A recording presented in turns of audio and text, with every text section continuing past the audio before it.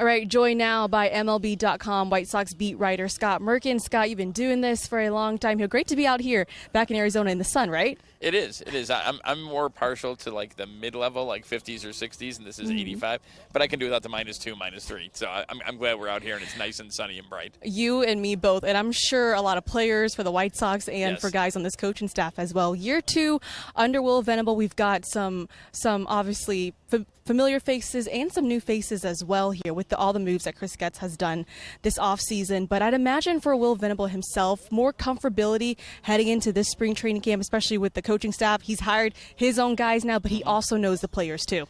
He does, and, Tina, you've talked to him. He's just a real even-keel guy. He's got a good, kind of outgoing personality, but he's the guy in charge, And I remember talking to him last year one-on-one a little bit and him telling me that he kind of learned as the year went on just last year about how he kind of had to step in and not like settle things, but like set the tone for certain things that he didn't feel like he was doing that and that players wanted him to do in certain areas, maybe the culture. And Davis Martin, who's one of the leaders in the clubhouse for the White Sox, right-handed pitcher, he talked about how Will Venable kind of set the culture and then they built off that.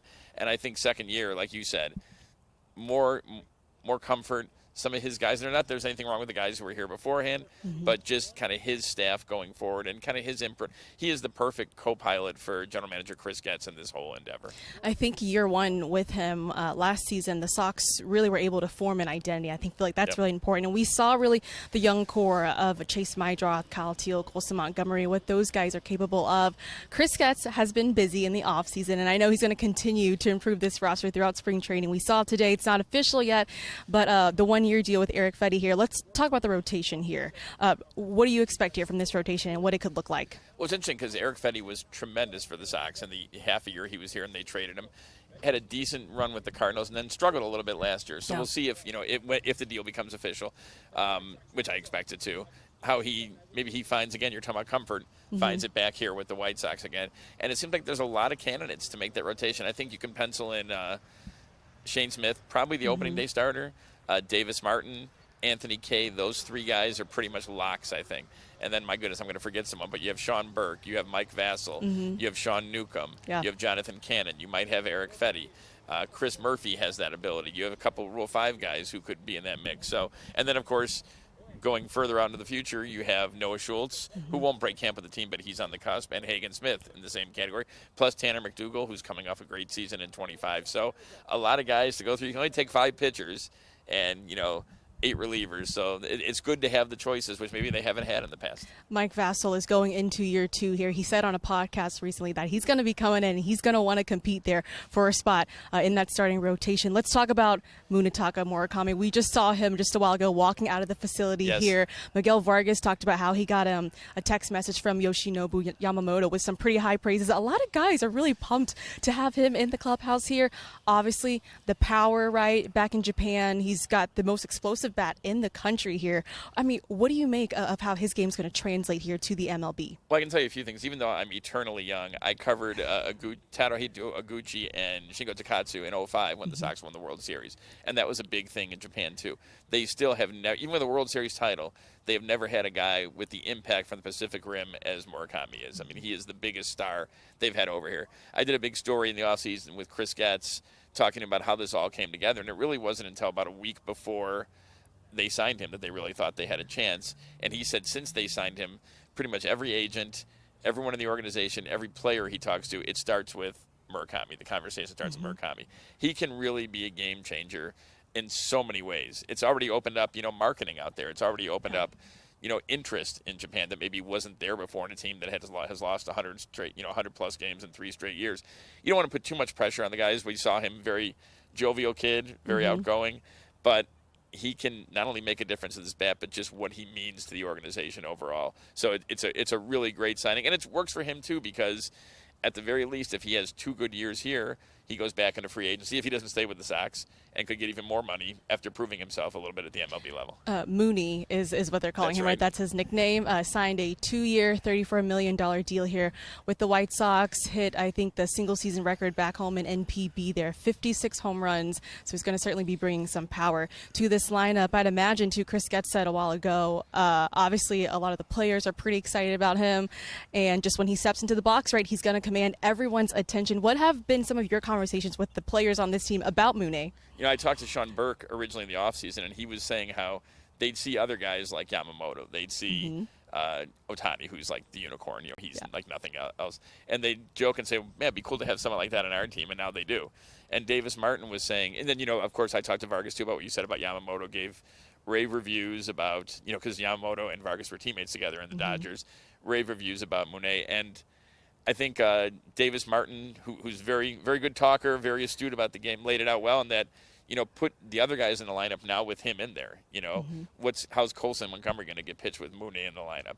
Same with Kyle Teal, same with Vargas. So he just opens up things so much, and players are excited. Players are also excited to learn what he knows. I wrote about it, got a lot of interest about, they're putting a bidet in the clubhouse because that was something that he recommended. But not just that, just his training, his nutrition, what they do differently. And I think players are always searching to find that little extra edge that maybe they don't know that maybe he does. So it's going to be a great fit, I think. Feels like the White Sox and Chris Gant in this front office walked out of the winter really in the offseason as winners here. You look at the new faces that they've added on this roster, Sir Anthony Dominguez, Austin Hayes, Anthony Kay as well, Sean Newcomb.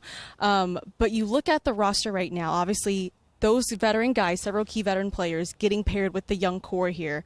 Roster-wise, what's another glaring issue here on this roster that you see that needs to be addressed? I don't know if there's one because, I just mentioned it is a team that's lost 100-plus games in 3 straight years. So it's tough to 324 to be exact. There you go. I did the math. And 121 in one season. It's tough to go what KC did a few years ago, go from 106 losses to the playoffs. That's what the Sox hope to do. So I think the biggest thing is just no matter who they added, and Chris in the front office had a very good offseason, it's still about the young guys developing. It's still about Colson taking that next step after 21 homers in 71 games. Kyle Teal taking that next step. Edgar Caro, Chase Meidroth, Shane Smith, who was an all-star. It's all about them growing. But, you have right now Andrew Benintendi in left field. Is that going to go for a long period, or are they going to use him a decent amount of DH? You have Luis Angel Acuna, who worked in center field in the Winter League, but also can play in the infield too. Yeah. So they have a lot of versatility. And if you go back to even the 2016 Cubs who won the World Series and teams since then, that's how it operates. You have guys who have a primary position, but can play others too to help you with matchups and to help you win games when you need it. So I think Chris has done a really good job of taking what was available to him and building on this team. But it's still, as he'll tell you, as I'm sure he will tell you, it's still about the young guys developing at this stage of the rebuild. Yeah, no doubt about that. Andrew Benintendi heading into his 12th season here in the MLB. You look at the outfield right now. Obviously, they traded away Luis Robert Jr. there to the New York Mets. They do get back, as you mentioned, Luis Angel Acuna here. They added Austin Hayes just, a few weeks ago, right? I imagine he'd be there in right field. But the center field position, what do you think will happen there? You have Acuna, you have Pereira, you have, let's not forget Brooks Baldwin, who had a nice run last year for the White Sox. And, I remember talking to him early on in his career and how he embraced versatility. He kind of liked the fact that you could play him at third, you could play him at second, you could play him in center, you could play him in right. So he's one of those guys.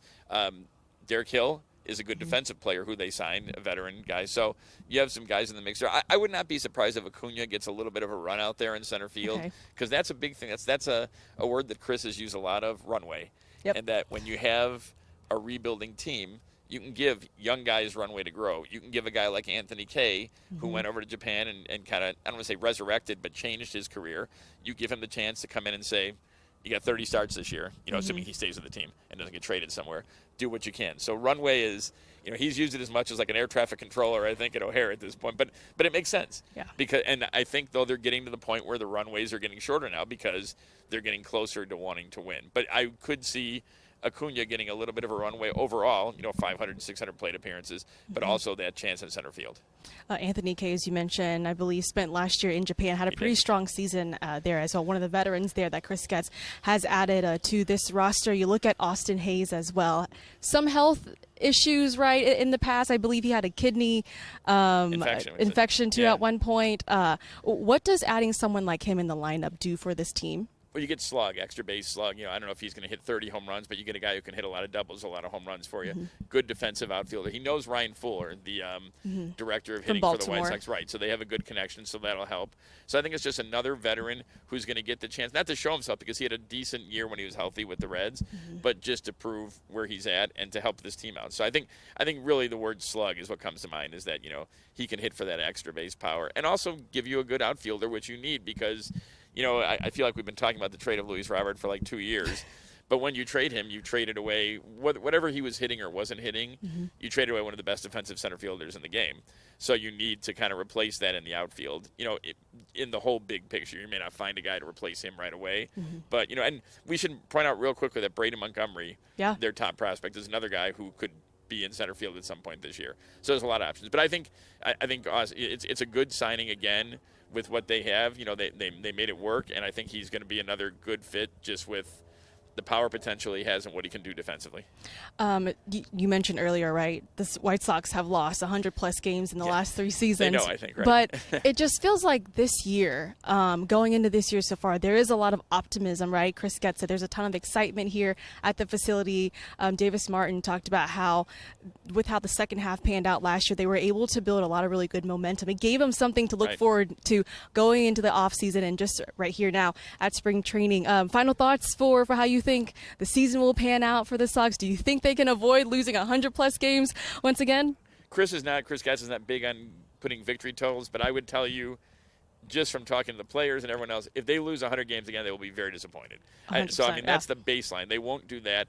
I think, they would like to push towards 500, and if things go well and, things add up, maybe even compete for, the AL Central is not known as kind of an overall powerhouse. The Tigers have gotten better. They're a very good team, but maybe even a third wild card. But that's really stretching out there. I think it's just, what was he said now 2 or 3 times, meaningful steps forward. Yes. That's what this season is about for the White Sox. But I would say they want to, I would think it's fair to say somewhere in the 72 or above win column would be a fair guess for them, and maybe better. Overall, just a lot of excitement here in Glendale, Arizona. Obviously, Mooney's been the big talking point, so I'm sure we'll continue to talk about him in the weeks to come here throughout spring training. Scott Merkin, thanks so much for the time. Thanks for having me, Tina. I appreciate it.